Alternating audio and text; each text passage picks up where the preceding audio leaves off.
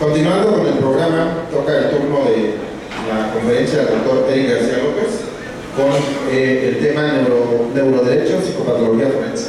Adelante, doctor. Buenos días, estimados colegas y amigos, estimadas colegas. La verdad es que después de escuchar el elocuente trabajo de nuestra colega Laura Quiñones Urquiza, cabe la pregunta, sin duda debatible y polémica, de si podemos separar de verdad derecho de acto y derecho de actor. Hay sin duda una ingente bibliografía, pero también hay confusiones desde el punto de vista del derecho penal, de conocimientos particulares que no están bien sustentados y que sin embargo forman parte de la legislación actual. Por ejemplo, en la Ley Nacional de Ejecución Penal, que tiene notables deficiencias y que deberían corregirse en el futuro cercano. Antes de dar inicio formal a esta charla con ustedes, de la cual me siento muy agradecido, quisiera reiterar mi gratitud a nuestros queridos colegas y maestros, el doctor Gerardo Carmona, la maestra Sandra Hernández, el profesor Sandra Santos, por supuesto, y los jueces y magistrados que amablemente nos acompañan esta mañana. Es un honor muy grande para mí que estén todos ustedes y sin duda una responsabilidad muy grande hablar frente a mis maestros de temas delicados, que son los que vamos a tratar el día de hoy, y me voy a seguir sin duda a los 40 minutos que me tocan en esta mañana, porque me encantaría escuchar sin duda sus comentarios y sus preguntas. Así pues, el tema que trataremos el día de hoy no es, como verán a continuación, un planteamiento estrictamente conceptual, sino que tiene ya notables repercusiones prácticas, incluso en países como el nuestro. Desde luego el trabajo que ha hecho Laura es muy elocuente en cuanto a la relevancia que tiene el comportamiento humano dentro de lo que entendemos por sistema de justicia y por justicia sin duda. La pregunta central que Laura nos deja en el auditorio es, bueno, ¿y por qué esta gente hace este tipo de comportamientos y qué relevancia tiene para el derecho, particularmente para el derecho penal? Mi planteamiento, estimados colegas, es un planteamiento científico. Lo que yo soy es un neurocientífico, me dedico a investigar. Mi trabajo está vinculado al estudio del cerebro y es lo que yo hago cotidianamente, vinculado al sistema de justicia, por supuesto, en nuestro país. En este contexto, quisiera que ustedes me acompañaran. No consigo. ¿Podría, por favor, alguien ayudarme con las diapositivas? No me funciona el...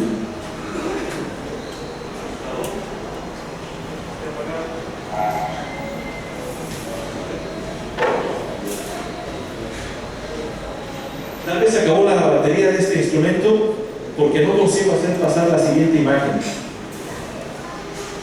Y tampoco señalar, así que creo que se acabó la batería. Por favor, la siguiente es esta amable. Muchas gracias por su apoyo. Decíamos pues que este contexto, vamos a ver si nos ayuda la tecnología y pasamos con la siguiente, porque este no me funciona bien. ¿Esto de luego? Que estos minutos no cuenten, por favor, en los 40 que tengo asignados, si les parece bien. El planteamiento, decíamos, tiene repercusiones prácticas, incluso en países como el nuestro, a pesar de nuestro subdesarrollo. Desde luego, el concepto nace en un contexto, ahí está ya, ahora sí, ¿verdad? Gracias, el contexto nace en el ámbito anglosajón. Vale la pena destacar, y esto nos da un panorama de la relevancia del concepto, que instituciones como Harvard, como Stanford, como Yale, como Oxford, han creado laboratorios y centros de investigación específicos para estudiar el nexo entre derecho y neurociencias. Si estas universidades, que son las grandes universidades del mundo, están invirtiendo recursos, tanto financieros como humanos, en investigar este concepto, es porque tiene un valor, sin duda, para la sociedad nuestra.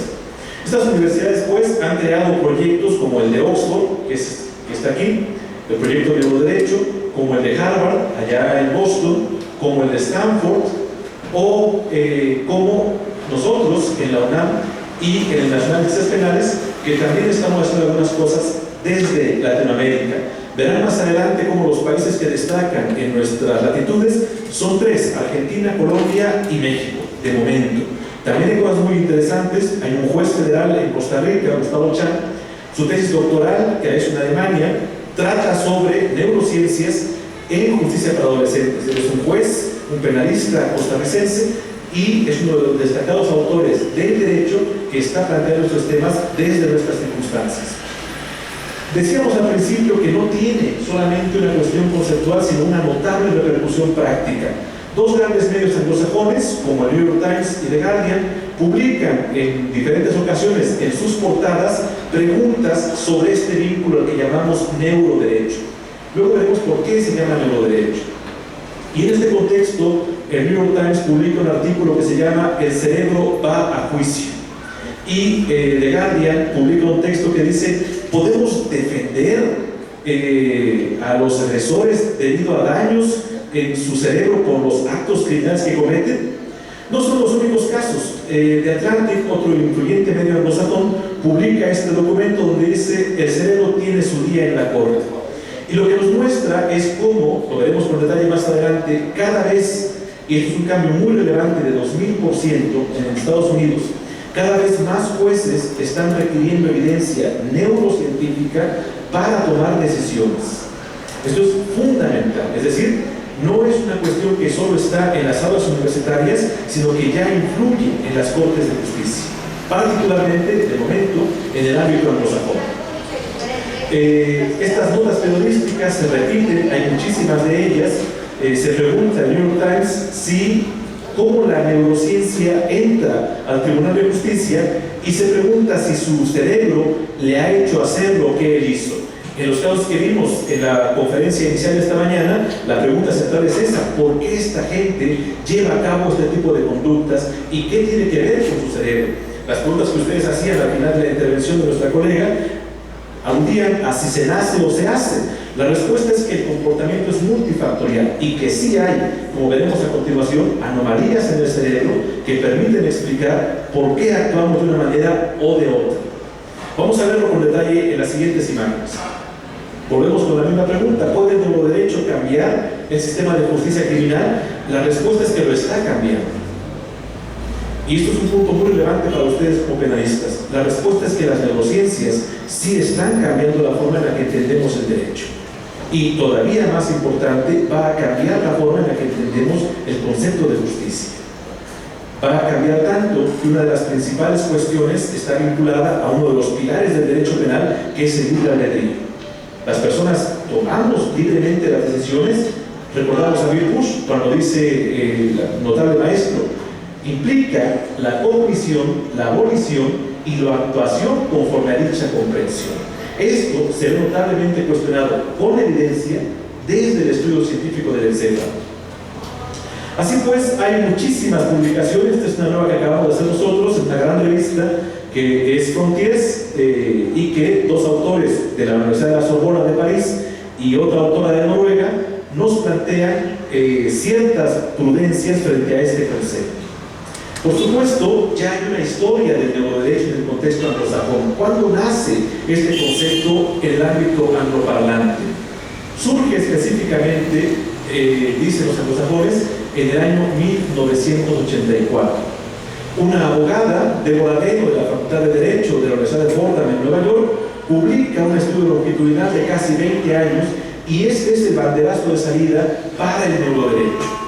Sin embargo, como ustedes recordarán al principio de las diapositivas y en la imagen superior de la misma, el título dice Neuroderecho, Psicopatología Forense y Sistema de Justicia. Y este documento que ven ustedes en la pantalla es un facsímil de una muestra del Digest.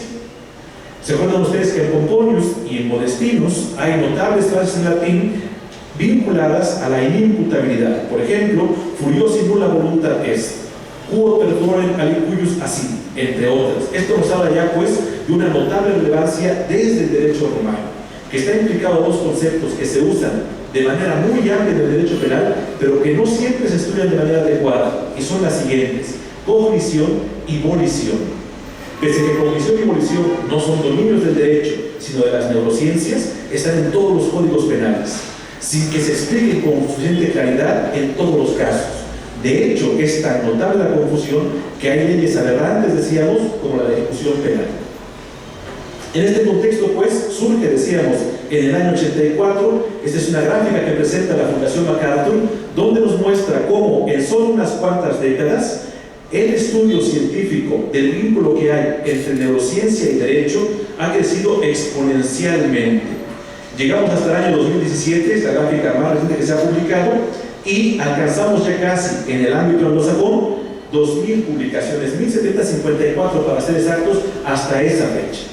Esto nos muestra, pues, del notable desarrollo científico de esta disciplina. ¿Qué ocurre en América Latina? Algo muy lamentable.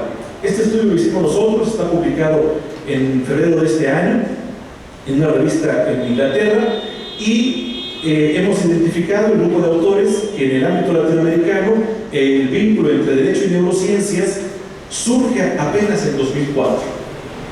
Es decir, 30 años después de haber surgido en el contexto anglosajón, encontramos la primera publicación en América Latina en el año 2004. Esta primera publicación trató sobre justicia para adolescentes.